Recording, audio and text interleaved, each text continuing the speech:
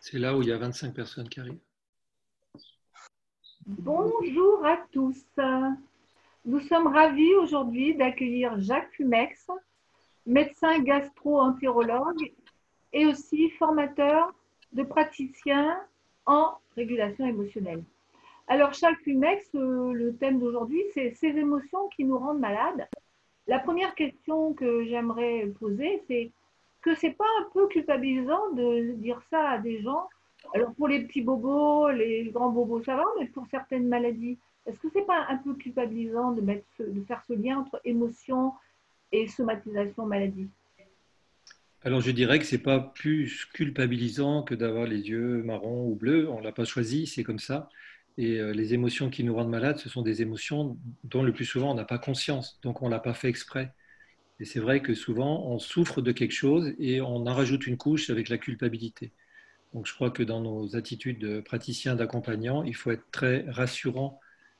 Beaucoup de gens m'ont dit j'ai ça, c'est normal. J'ai dit bah oui, si ça existe, c'est normal. Donc il est important effectivement de prendre en compte tout ce qui vient, y compris la culpabilisation. C'est pas le cas de tout le monde, mais non, c'est pas culpabilisant parce que non seulement on le fait pas exprès, mais en plus on en souffre. Mhm. Donc faut rassurer. Puis, une autre question, ce serait quoi pour toi, en fait, les émotions cachées? Tu as dit tout à l'heure les choses dont on ne se rend pas forcément compte. C'est quoi exactement les émotions cachées? Bah, des émotions cachées, c'est des émotions qu'on a en nous qui peuvent être soit tellement enfouies, inconscientes, à partir de traumatismes, par exemple, dont on ne se rappelle plus pas, parce qu'il y a eu un choc tel on s'est coupé, on s'est dissocié, comme on dit. C'est comme si une partie de nous était exilée. J'ai trouvé ce mot dans un livre, j'ai trouvé bien. Donc là, on en est complètement coupé, mais ça agit. Il y a une espèce de force de mémoire tampon, comme on dit, qui agit, qui pousse et qui pousse vers l'extérieur par des comportements parfois inadaptés, ce qu'on appelle l'effet commutation, des crises de nerfs, des colères, ou des coups de pompe qui viennent comme ça, soit qui s'intériorisent et qui se somatisent. Donc ça, c'est le pire, c'est les émotions, enfin le pire, entre guillemets, le plus profond. Et puis, il y a des comportements qu'on a acquis. Ben, il ne faut pas montrer qu'on est triste, il ne faut pas montrer, faut pas être en colère, il ne faut pas faire ci, il ne faut pas faire ça. Ça vient très tôt dans l'éducation, probablement au stage préverbal, parce que le petit bébé se rend très bien compte que s'il pleure trop, bah, il peut être en danger selon le contexte familial. Donc, il va retenir ses émotions, retenir sa colère, et ça se pérennise même à l'âge adulte. Je me rappelle d'une psy qui disait, mais il y a des boulevards entre notre période périnatale et la vie actuelle. Simplement, on s'est adapté, on s'est habitué, et les émotions cachées, ça peut être, bah oui, elles sont là, mais on n'en tient pas compte. Il y a un truc qui m'énerve, il y a le chat qui miaule, euh, j'ai une contrariété, j'ai une émotion parce que je vois un truc à la télé, bah hop, je me raisonne parce que c'est pas bien de montrer ça. C'est pas bien de pleurer, c'est pas bien, surtout si on est un garçon, enfin dans l'éducation. Et puis, il peut y avoir aussi enfin, dans ce terme caché, j'englobe d'autres choses, par exemple, les émotions sous-estimées. Bon, je suis encore triste de ça, ou ça m'agace, mais c'est pas grave, allez, je passe à autre chose. D'autant plus quand on est très occupé, on a le boulot, les enfants, plein de soucis, donc on ne va pas en plus euh, prendre en compte des petites choses. Alors que je pense que ça peut être d'une part utile et d'autre part relativement simple quand on en prend l'habitude. Et puis, voilà, les refoulements aussi, les choses qu'on refoule. Il y a Didier Godin employait le terme d'émotion figée, mais l'émotion figée, c'est quand il y a un traumatisme, il y a un truc qui est figé, c'est un peu la première catégorie dont je vous parlais. Quelque chose qui s'est figé, mais qui pulse quand même, une force. Et le cerveau, il n'est pas fou, c'est-à-dire il essaye de gérer. Il y a une espèce de corps étranger dans le fonctionnement, il essaye de l'évacuer d'une façon ou de l'autre, par des comportements le plus souvent, ou par des somatisations. Là, c'est figé. Alors, en parlant de somatisation, il y a des symptômes physiques qui sont reliés aux émotions. Là, dans ce cadre-là, comment le symptôme va naître d'une émotion ou d'une émotion refoulée ou d'une émotion cachée? Il va naître parce que cette force émotionnelle qui n'arrive pas à s'exprimer, elle va pousser quelque part. Et souvent, la tension va être significative de la problématique. Je vais vous donner un exemple d'une jeune femme que j'avais vue, d'une trentaine d'années, qui avait été agressée sexuellement. Ce n'était pas une agression énorme, c'était juste des attouchements par quelqu'un de sa famille un peu plus âgé qu'elle. Donc ça ne fait pas partie des critères de gravité des abus sexuels, même si ce n'est pas négligeable. Et probablement, ça résonnait avec des choses plus anciennes et probablement enfouies. Toujours est-il que depuis cette période, cette jeune femme, bien dans sa vie par ailleurs, assistante sociale, avait une constipation rebelle depuis ces années. Dans sa vie de femme, avait des difficultés sexuelles et elle avait des douleurs de ventre. Et le fait de repenser à l'agression, c'était insupportable pour elle. C'est-à-dire le souvenir était insupportable. Donc on est parti d'une situation plus banale où elle avait une altercation avec un parent d'une petite dont elle s'occupait, évacuation de l'émotion en 1h30. À partir de là, dans la même séance, et maintenant quand vous repensez à l'agression, je vais me... Enfin, elle m'a pas dit je vais me le faire, mais c'est bon, je vais le voir et c'est pas tolérable. Et du coup, elle a entrepris des démarches, ce qui a entraîné d'autres, elle a porté plainte. Et puis surtout, son corps avait réagi, je suis des attouchements, je me crispe, y compris je me crispe dans le périnée, hein, donc je serre les fesses quelque part, constipation. Et rien que de relâcher cette émotion qui déclenchait cette somatisation, la constipation a disparu en une séance. Après, c'est pas si simple que ça, il y a eu d'autres choses à gérer, c'est quelque chose qui datait de plus de 10 ans, donc il a fallu réinstaller ses croyances, sa façon de vivre, etc. Mais voilà, c'est un exemple, mais des exemples de somatisation, tout le monde en a. Il y a une symbolique. Hein, l'estomac, c'est souvent une colère, on est ulcéré. Hein. Moi, j'étais gastro-entérologue, donc je connais mieux les problèmes digestifs notamment. Quand les gens, je me rappelle un monsieur aussi qui avait une phobie de la foule, ça lui donnait une diarrhée, des douleurs et des diarrhées impérieuses dès qu'il allait. Donc il y a un tas avec une signification symbolique. Par exemple, quelqu'un qui a une diarrhée quand il est dans la foule, c'est parce qu'il a peur. Un animal qui est en danger et qui va fuir, il se vide le maximum pour courir plus vite. Donc il y a un sens symbolique. Il ne faut pas le chercher intellectuellement, il faut le chercher, c'est physique, c'est instinctif et animal presque. Ok. Et Jacques, comment tu utilises la régulation émotionnelle dans ton travail?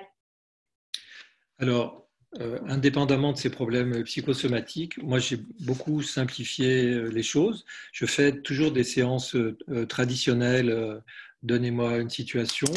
Dans le cadre de ce travail, je demande aux gens de me raconter au présent la scène, c'est-à-dire ils y sont déjà.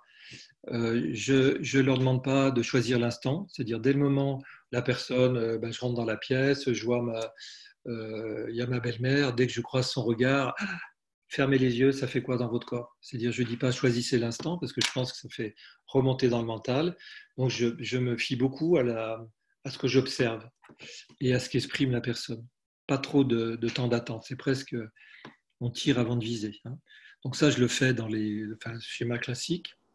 Je fais aussi dans un entretien, dès que la personne exprime une contrariété dans ce qu'elle est en train de raconter, peu importe, je lui dis de façon le plus naturelle possible, selon la personne, ça peut être quelqu'un qui a besoin d'être cadré, fermez les yeux, ça fait quoi dans votre corps là maintenant?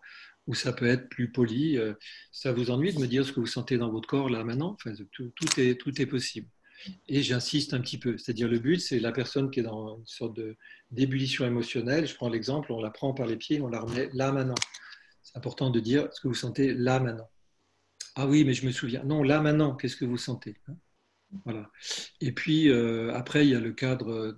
Donc ça peut être n'importe quand ça arrive, et que ce soit l'émotion là maintenant, que ce soit l'émotion d'une situation qu'elle raconte. Je ne me limite pas à une résolution émotionnelle par séance, même quand c'est différé. quand je fais des trucs psychosomatiques, bon, il y a toute une démarche. Par exemple, d'avoir toujours mal à la tête ou à l'estomac, ça vous fait quoi? On peut éventuellement citer les émotions. Ça vous fait peur, ça vous met en colère, ça vous rend triste, ça vous dégoûte. Ah, ça me dégoûte. Comment vous sentez le dégoût? La personne, elle dit, elle exprime, ça me dégoûte. Comment vous sentez le dégoût là, maintenant, dans votre corps? Voilà. Le, le, le, les symptômes physiques, dans le titre de l'exposé, on a parlé de ce qui nous rend malade, mais la maladie n'est pas forcément organique, ça peut être des symptômes. Donc, quand on a quelque chose, et souvent les gens, c'est important, parce que les gens, ils sont souvent plus angoissés du symptôme que c'est plus une angoisse consécutive au symptôme qu'une angoisse ou qu'une émotion qui déclenche le symptôme. Il y a souvent les deux. Donc le fait de libérer, déjà, ça permet de mieux les écouter. C'est-à-dire, ça vous fait quoi d'avoir ça? Au moins, on prend en compte le fait que ça me fout les boules, ça m'angoisse, c'est lassant, c'est pénible, etc. Et on le gère. Et du coup, l'horizon s'éclaircit. Après, on peut prendre en charge le problème. Voilà. Et du coup, si je comprends bien, tes accompagnements sont ponctués de résolution en direct, en fait, tout au long du processus. Et justement, dans tes accompagnements, est-ce qu'il y en aurait un qui t'aurait particulièrement marqué? Oui. Je crois que celui qui m'a le plus marqué, c'est la fille d'une amie en plus. Donc j'ai eu le recul. Enfin, ça fait dans le moins de 10 ans, quoi. Dépression depuis 10 ans, une quarantaine d'années, tentative de suicide, 4 médicaments psychotropes. Moi, rien que de voir les boîtes dans 3 jours et situation traditionnelle. Et ce qui m'avait marqué, c'est l'intensité des symptômes. Donc, dans ces cas-là, être rassurant, c'est pas grave, ça risque rien, etc. Ça n'hésitez pas. Avec les nouvelles méthodes, là, avec notamment MRES, on s'est rendu compte qu'on arrivait à avoir pratiquement plus de bug, quoi, ça passe tout seul. Et donc, cette jeune femme, à un moment donné, a senti de l'électricité dans tout son corps, a eu l'impression d'avaler de l'eau et j'étouffe, et hop, ça va mieux. Hein, donc là, c'est rassurant. Et le résultat, c'est que d'une part, elle a pu arrêter complètement ses médicaments. Hein, ça fait pas 10 ans, mais pas loin. Et puis, ce qui m'a impressionné, c'est quand j'ai appelé sa mère, je lui ai dit, ah, mais mettons Charlène, comment ça s'est passé sa naissance? Elle me dit, mais il n'y a pas eu de naissance, il y a eu une césarienne. C'est-à-dire que 40 ans après, elle ressentait l'électricité dans son corps du bistouri électrique. Donc ça m'a impressionné parce que d'une part, j'étais impressionné de voir comment cette mémoire sensorielle était là depuis 40 ans, entraînait des manifestations physiques. Elle a un lupus, elle a toujours, mais beaucoup moins. D'autres troubles, des douleurs de ventre, etc. Entraîner une dépression tellement forte qu'elle avait eu clinique psychiatrique et tout, et surtout a pu se résoudre. Donc là, c'était la séance la plus caractéristique, mais il y en a eu peut-être 7 ou 8 maxi sur 9 mois, et c'était au début, donc je pense maintenant ça irait plus vite. Donc c'était vraiment significatif de ce qu'un traumatisme périnatal, prénatal, enfin au moment de la naissance, mais inhalation amniotique au départ, pouvait entraîner des conséquences 40 ans après. Et je pense qu'on a tout ça en nous. Une amie psychologue disait, mais il y a des ponts entre notre période périnatale, les traumatismes, et ce qu'on vit maintenant. C'est-à-dire, ça pulse toujours. Simplement, on s'est adapté. C'est ce que j'appelle les émotions cachées. Et les émotions cachées, on les voit plus chez les autres que chez nous. D'où l'intérêt de, chaque fois qu'on voit quelqu'un qui a l'air de ça, qui a l'air d'avoir ça, de l'aider à le gérer. Mais jusque-là, quand j'ai fait la liste des émotions cachées, j'ai dit, tiens, ça, c'est les péchés capitaux. C'est-à-dire, jusque-là, ça rejoint la culpabilité. Quelqu'un qui a une émotion cachée, donc en comportement pas forcément adapté, on rajoute une couche et on lui dit, c'est un péché. Voilà. Il y a un exemple d'émotion cachée en lien avec les 7 péchés capitaux. C'est quoi là les 7 péchés capitaux, c'est la colère, l'envie, l'avarice, la gourmandise. La gourmandise, c'est les addictions. Hein. Toutes les addictions sont quelque part des fuites je me remplis parce que j'ai un vide à l'intérieur. Donc si tu traverses le vide, mais ça c'est souvent plus profond, plus subtil, la colère, combien de personnes se mettent en colère et on rajoute un petit peu de la fuite de ses responsabilités, ça donne l'orgueil.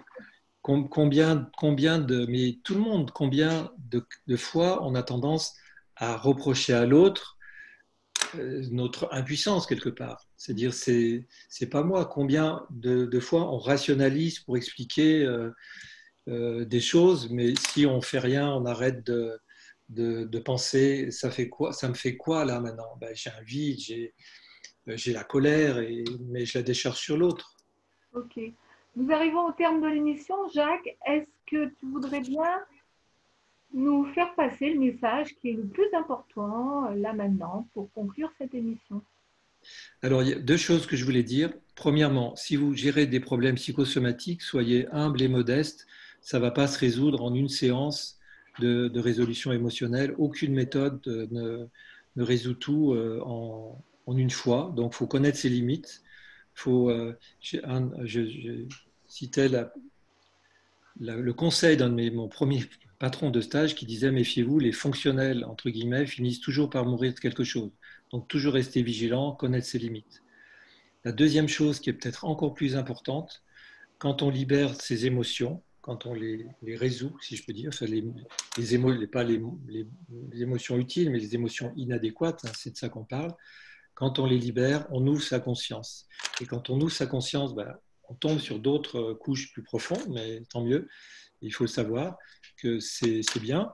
Et plus on ouvre sa conscience, plus on affine, plus on améliore nos relations avec notre entourage, humain, nature, etc. Et plus on, comme dirait Saint-Exupéry, quand on aide à être homme, c'est précisément être responsable, etc. C'est sentir en posant sa pierre que l'on contribue à bâtir le monde. Voilà, je deviens très poétique. Vous connaissez ça? Merci beaucoup, Jacques. Merci. Merci au nom des drôles de dames de la Régule. Merci Merci. beaucoup.